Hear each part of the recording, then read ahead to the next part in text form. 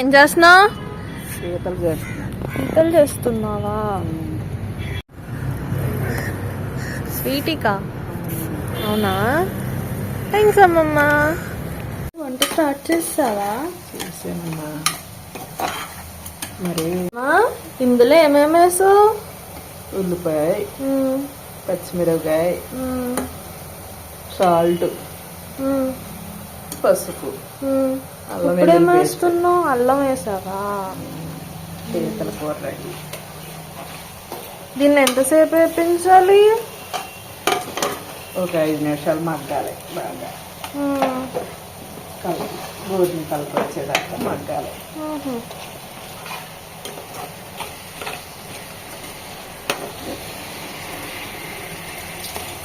అమ్మా, ఇదంతా బాగా మిక్స్ చేసేసాను. ఇప్పుడు ఏం చేయాలి? ఇప్పుడు పీతలు వేయాలి. బాగా మగ్గాలి. ఇంకా బాగా మగ్గాలా? సరే, అలా అయితే మూత పెట్టి మగ్గించానా?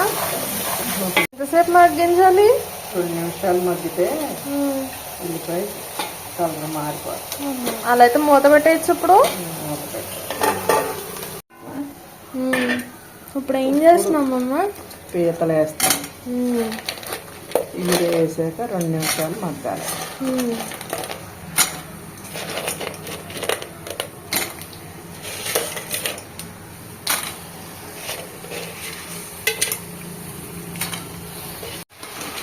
మూత పెట్టి 2 నిమిషాలు మగ్గనిచ్చి అప్పుడు మసాలాలు వేసుకోవాలి. వాటర్ పోయాలి.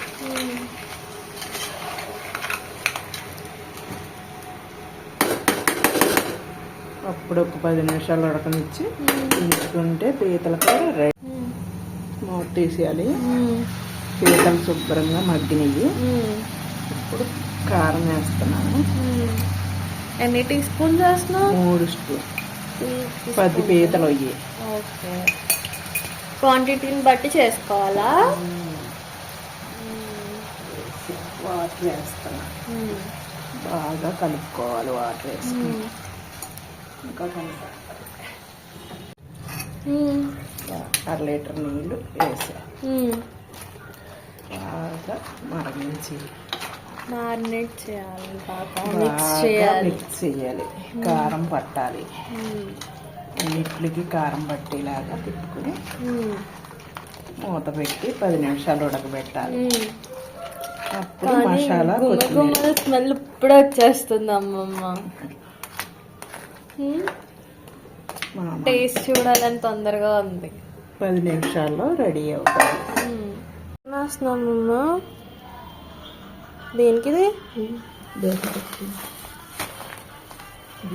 దేనికమ్మమ్మ ఇప్పుడు ఇవన్నీ తీసావు? పీతల కూరకి మసాలా తయారు చేస్తాం. ఏమేమి వేస్తారు మసాలాలో? జీలకర్ర, యాలక్కాయల, గసగసాలు, యాలకులు, తర్వాత లవం మొగ్గలు. ఎన్ని? 10 కదా. ఓకే, స్పైసీగా ఉంటేనే బాగుంటుంది.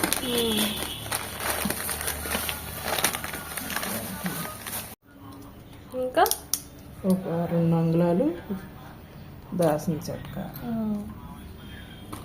ధనియాలు. ఇదిగో ధనియాలు ఓపెన్ చేసింది కదా. ధనియాలు టేబుల్ స్పూన్, టీ స్పూన్ జీలకర్ర, టీ స్పూన్ గసగసాలు.